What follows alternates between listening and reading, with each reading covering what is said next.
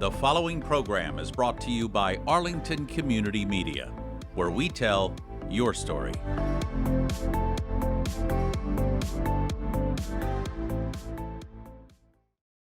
This is ACMi News, recognized nationwide as the first place winner of the 2023 Hometown Media Award for News Access. A heartfelt goodbye to Sandy Puller, who after more than 3 decades of public service is retiring. We'll take you to Puller's farewell party at Town Hall. There's something new at the Jason Russell House, which helps to teach all of us about Arlington's storied past. Some town historians will tell us all about it. And who came to Arlington Heights one day to purchase Cyrus Dallin's art from the master himself? Well, someone who even surprised Cyrus Dallin. You may have heard this woman's surname before. It's a name that's been bandied about once or twice. ACMi News is next. From McLennan Park to Spy Pond, from Poets Corner to the Mystic River, we have Arlington covered, giving you stories that count from people who care. Reliable, trustworthy, dependable. This is the nationwide award-winning ACMi News. The town of Arlington says goodbye and thank you. A send-off bash for its outgoing town manager, Sandy Puller, took place late last week at Town Hall. Hello, I'm Samyukta Pant. And I'm Ben Lau. Glad you could join us. This was the scene at Town Hall Auditorium Thursday, July 27th. Town leaders and residents alike thanked Sandy Puller for his service to Arlington and celebrate his 32-year career in public service. Puller has worked for Arlington since 2016, serving first as Deputy Town Manager and later as Deputy Town Manager Finance Director when the Consolidated Finance Department was formed in 2018.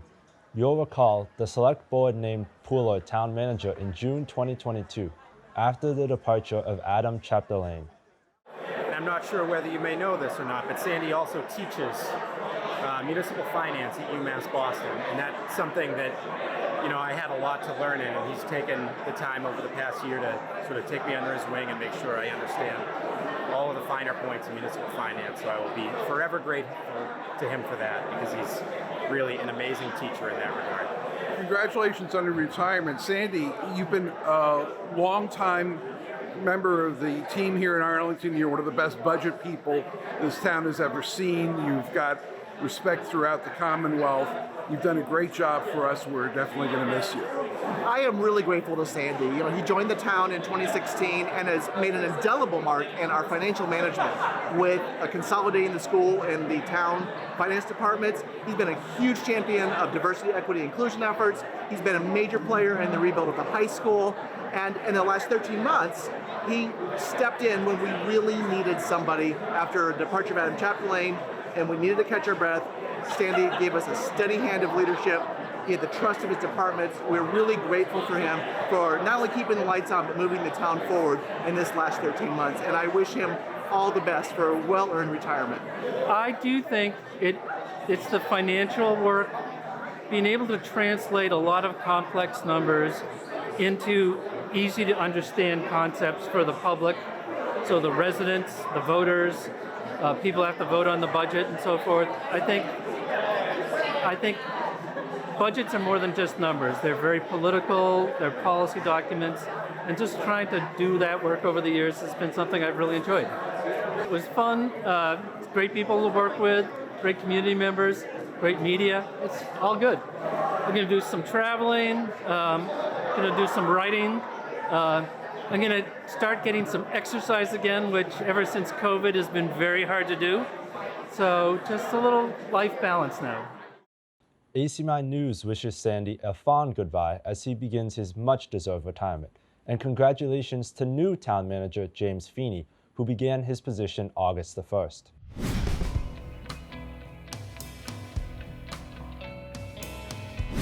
State lawmakers are considering legislation which would make it the first state in the nation to levy fees on streaming companies like Netflix to help fund community media outlets like ACMi. The so-called Act to Modernize Funding for Community Media Programming is proposing a 5% fee on digital streaming providers based on a company's gross annual revenue in the state. A portion of that fee would be distributed to municipalities to support their community's public access television stations. The proposed measure is still in the early stages and is aimed at decreasing cable revenue fees, which make up a large portion of community media budgets. In recent years, viewers have been increasingly quitting their cable for streaming entertainment services, which has been jeopardizing a key source of funding for cable access. If you favor ACMi News and all other ACMi programming, you're asked to please contact your state reps and let them know that you're in favor of this measure. And we thank those of you who have already shown support for ACMi on the state level. Arlington now has a new VIP in town, the state's top official, Massachusetts Governor Maura Healey. According to the Boston Globe, the governor is reported to be moving into a single-family home owned by her partner of more than 2 years, attorney Joanna Lydgate of Arlington. Most recently, Governor Healey was renting a unit in North Cambridge. Select Board Chair Eric Helmuth says he welcomes Governor Healey to this community, which is a great place to live. The 52-year-old governor earned her bachelor's degree at Harvard and graduated law school at Northeastern.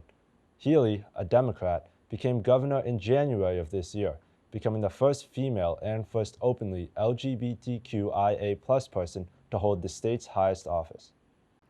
Former Arlington Town Manager Adam Chapdelaine has been tapped to become the next executive director of the Massachusetts Municipal Association. Mr. Chapdelaine starts his new position on September the 9th. The MMA board made the appointment late last week following a thorough national search. Chapdelaine was reportedly chosen unanimously from among 3 finalists for the position, which oversees the development of unified policies in Bay State cities and towns. The MMA president said, among a strong field of candidates, Adam's experience, vision, and hands-on approach clearly stood out. Adam Chapdelaine is currently Deputy Director of the Boston Green Ribbon Commission, which engages key businesses and civic leaders to implement climate adaptations in their communities. He was town manager here for 10 years, starting in 2012. Arlington is opening registration for its first ever Civic Academy, set to be held this fall. Those participating will be learning how the town works and what they can do to take part in the governing process. Each course will provide an overview of government operations, led by town leaders, with discussion or a hands-on activity.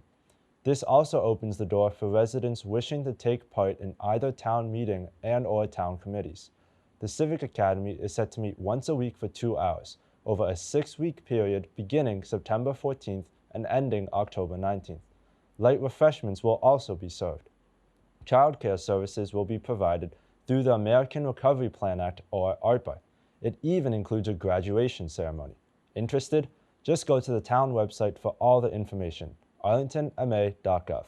Again, that's arlingtonma.gov.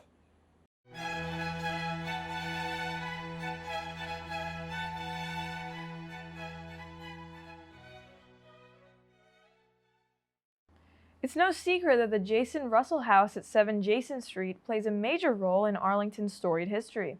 Now that we're emerging from under the confinement of COVID, there are a lot of new things to see there. 2 redcoats died at the house, and 12 colonials, including Jason Russell, paid the ultimate price in the midst of brutal fighting against British tyranny. ACMi News correspondents Lee Rice and Reagan Finch visited the home recently and talked to 4 Historical Society members.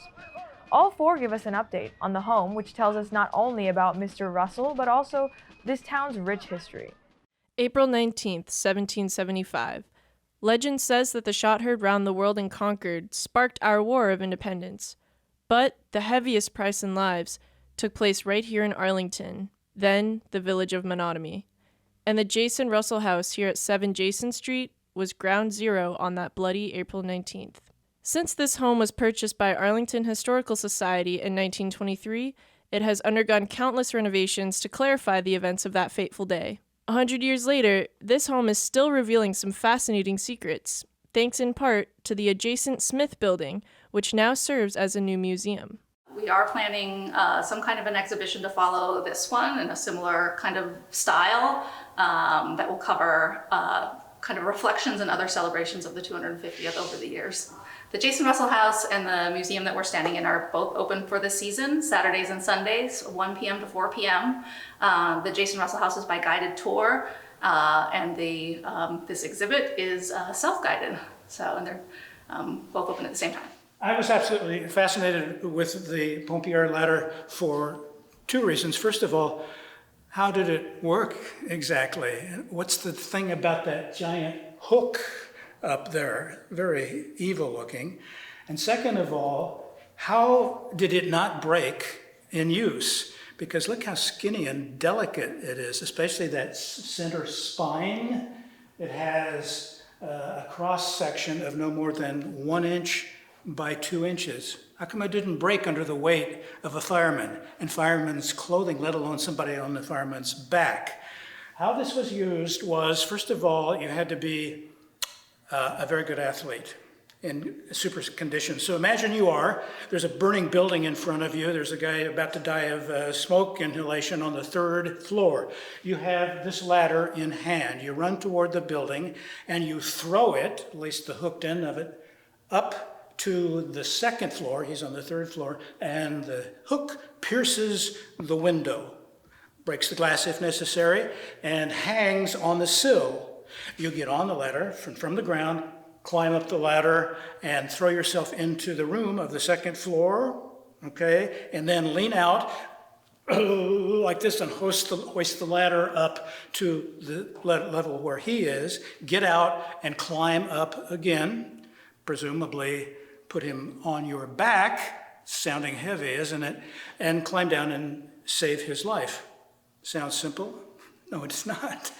Through all of that and all of that weight, how come it doesn't break? It hangs from a hook, remember, so it's always straight up and down. There's no lateral force to break it. And also, this very skinny spine is not all wood. Embedded in it is a cable of about 1/8 inch diameter. And that cable is there to absorb any other forces that might come along. All of this life-saving with this device was going on between about 1850 and 1950, probably first in France. And it's fun to realize that even though our modern firefighting equipment involves trucks with not ladders so much as telescoping stairways, and yet we still refer to that vehicle as a hook and ladder truck. Okay, I'm Alan Jones. I'm the treasurer of the Arlington Historical Society and do a lot of other things for it. But as far as my favorite thing here, I have my hat on as a past master of Mystic Valley Lodge. The ancestor of Mystic Valley Lodge was Hiram Lodge. Hiram Lodge was originally started in 1797 in Monroe Tavern in Lexington, and then soon moved to Menotomy, or West Cambridge at the time. And there have been 3 different locations for Mystic Valley Lodge in Arlington. One was at the Petit Brothers Bakery, which is about where the flagpole is at Town Hall. The second one is this building, which was Russell Hall, which is on the corner of Medford Street and Mass Ave, where the Leader Bank used to be until recently. I'm a past master of Mystic Valley Lodge, and traditionally when a past master is done with his term, you get a past master's jewel, and that's what this silver jewel is. The building here is the building Russell Hall on Medford Street and Mass Ave. The past master's jewel is there. I believe it's 1846, which was just not too long after the lodge moved to Menotomy, to Arlington. This one is a little bit different than most of them. Most of the past master jewels are either solid gold or gold plated. This one's silver. It was probably due to the economic times in the 1840s. Well, my name is Kim Haas, and I've volunteered with the Historical Society for the past couple of years working on their cataloging project, which went on for quite some time. The reason I picked this object, these are 2 campaign buttons for John Bell and Edward Everett in the 1860 election. They're ambrotypes, which is a type of photograph that was in between the daguerreotype and the tintype, very briefly. Bell and Everett ran on the Constitutional Union Party ticket. No surprise, Abraham Lincoln won. Bell and Everett were on the ticket that believed in the Union but took no position on slavery. The only things you might have heard of Everett for were, one, he gave the speech at Gettysburg that was 2 hours long, after which Lincoln gave his speech, which was 2 minutes long. Everett, Massachusetts is named after him. My name is Richard Duffy, and I have been involved with the Arlington Historical Society since the mid-1990s, so coming up on 30 years now. And the item I selected for this exhibit is this doll's carriage from the middle of the 1800s. And the reason I chose it is it's a great piece of manufacturing, but not mass production, rather craftsmanship, as you can see in the way of the jigsaw work and the spindle work and things like that. And it is a style of carriage made for a doll, but that would have been just like the style of carriage that would have been used for transporting children and babies. And we had a baby carriage manufacturing mill on the Mystic River that was powered by the waters of the tides. It was a tide mill operated by Benjamin Franklin Woods. And the story of his mill and his struggle to keep his mill going on the Mystic River in Arlington was turned into a novel by world-renowned author John Townsend Trowbridge. And it was fictionalized as Tinker Brothers Tide Mill. And we see a wonderful 1884 edition of that novel that we place adjacent to the baby carriage. So there is a wonderful fiction story that is very closely patterned off of real-life events right here in Arlington. For ACMi News, I'm Lee Rice. To learn more about the Jason Russell House, all you have to do is go to the website of the Arlington Historical Society, arlingtonhistorical.org. Again, that's arlingtonhistorical.org. ACMi is partnering with the Cyrus Dallin Art Museum to piece together a major project, which focuses on one of Arlington's favorite sons, the world-renowned sculptor Cyrus Dallin. For the next few weeks, we will be producing an All Histories program, area residents reading first-hand accounts of people who came in contact with this master artist and have a fascinating story to tell. Here's a sample of our project about an unexpected transaction which came Mr. Dallin's way right here in his Arlington Heights studio. Proof that you never know who may be stopping by for a visit. The long-lost dollar has come back to the fold. With silver you can turn your dreams to gold. Oh, we're in the money. We're in the money. We've got a lot of what it takes to get along. We're in the money. The sky is sunny. Oh man, depression, you are through. You done us wrong. Oh, we never see headline about red line today. Cyrus Dallin, the sculptor who created the appeal to the Great Spirit at the Museum of Fine Arts in Boston, was working in his studio one day when a simply dressed woman came in. Mr. Dallin paid little attention to her and went on with his work. Presently, she saw one of his major statues called The Last Arrow and asked how much it would cost. Mr. Dallin, thinking she was ignorant of the cost of major sculpture pieces, smiled condescendingly and said, "Lady, that is a museum piece. You can't afford to own that one." Then, thinking to suggest something within her means, he showed her several small items, which he often sold to casual visitors in his studio. But she again said, "Nevertheless, I'd like to know what that statue would cost." Once again, Mr. Dallin courteously but firmly said, "But madam, that is a museum piece, or a statue that only a city could afford to buy for some public park." And he tried to turn her mind in more humble directions. However, that woman determined to know what that statue could be purchased for. Finally, Mr. Dallin, to humor the whim of a childish woman, said, "Oh, that statue would cost around $15,000. "All right, I'll take it," she replied. Without batting an eyelash, he sat down at his studio desk and wrote him a check for it, adding, "Send it to my estate in Madison, New Jersey." That particular lady happened to be Mrs. Geraldine Rockefeller Dodge, daughter of the famous John D. Rockefeller, and the statue adorned her driveway. Mr. Dallin has not recovered from the shock he got that day when he said, I was entertaining a financial angel unawares. In 1975, Mrs. Geraldine R. Dodge died, and her estate was put up for auction. A collector purchased the last arrow, or as it is sometimes called, the passing of the buffalo.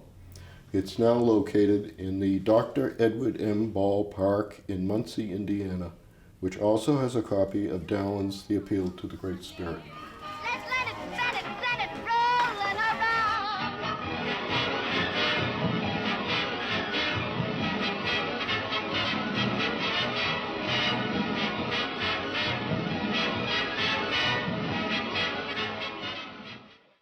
Arlington is so fortunate to have this museum right here in town at 611 Mass Ave. Few museums in the world are located in the town where the artist actually lived and worked. We are among the select few. To get more information on this upcoming series or all the events occurring at the museum this summer, just go to the museum's website, dallin.org. Again, that's dallin.org.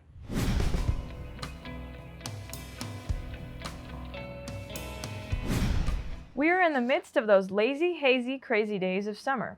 Those days of soda and pretzels and, with all due respect to Nat King Cole, ice cream. Want to cool off with some frozen delectables in this oppressive heat? You'll find your fix at Abbotts Frozen Custard on Broadway or 71 Park Ave. I had the chance to talk to John Donato with the help of ACMi intern Lauren Cochio. John is quite the ice cream aficionado, and he is a fan of our coverage here at ACMi. Can you blame him?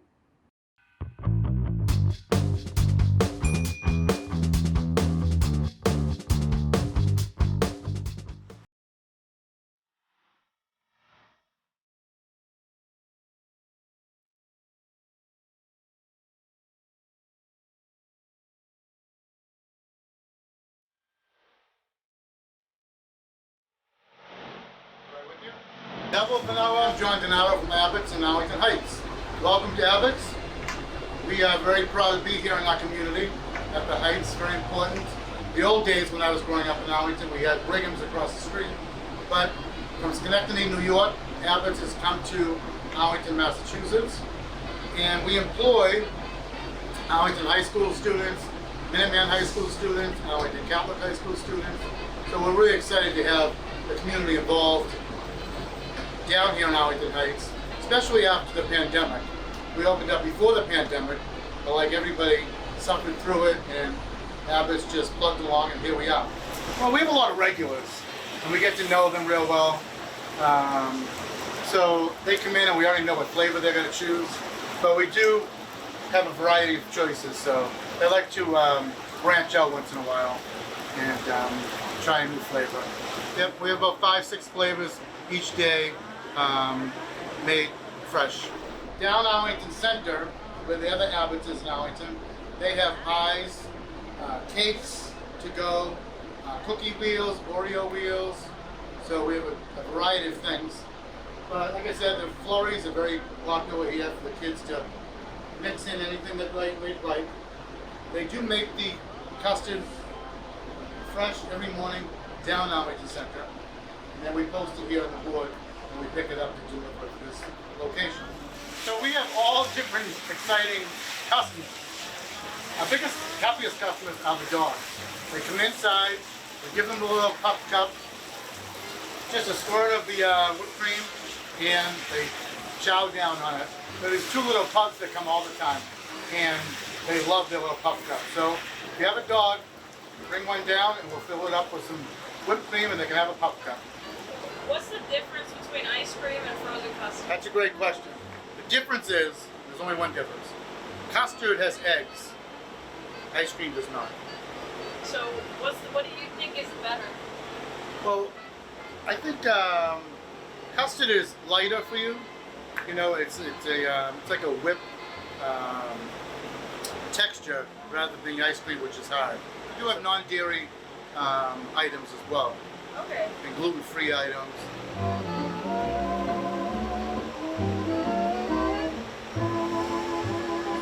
Well, I'm a teacher. Oh, okay. So I'm a teacher at Minuteman High School in Lexington, and I come here after June and July and August, and I kind of run the Heights place. What do you teach? I teach phys ed and the baseball coach. Nice. So you have like your former students, or your students coming Yep. along? Yep. My students, I have 2 students that are going to be sophomores next year, working here. Got some Arlington High School hockey players working here. So, and Lexington High School actually has a couple employees that we have here. So between the 3 stores, we're pretty much made up of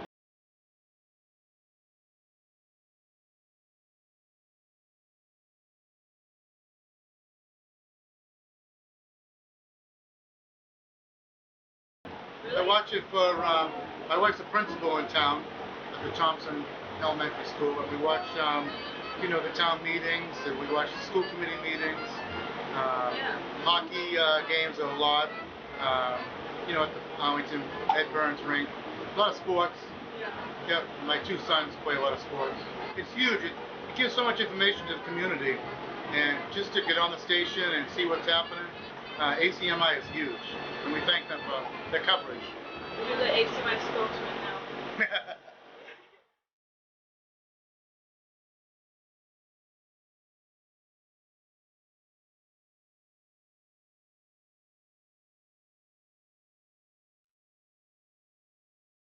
You'll find Abbotts Ice Cream at 311 Broadway in Arlington Center and 71 Park Ave, right down the street from us in the Heights.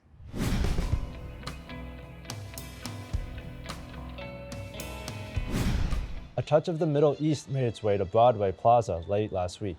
Belly dancer Saeed Sultan and musician David Curry celebrated music and culture with Arabic drumming, constantly keeping the beat. Residents were invited to bring chairs and take a seat at a neighboring cafe patio or a bench to watch the celebration. This free performance was sponsored by Arlington Cultural Council and designed to present art in outside public areas for the community to enjoy. Our thanks to ACMi volunteer photographer Ed Keith for covering this marvelous event. That'll do it for us this week here at ACMi News. Thanks so much for joining us. I'm Samyukta Pant. And I'm Ben Lau. We will see you next week. Take care. You can always check out our latest segments and newscasts on the web at acmi.tv/news. And don't forget to like us on Facebook and follow us on Twitter and Instagram at ACMi News. Make sure to subscribe to our YouTube channel as well. You'll find us at youtube.com/ACMi News. If you have any news tips for us or wish to become a citizen journalist, we'd love to hear from you. Email us at news@acmi.tv or stop by ACMI Studio A at 85 Park Avenue.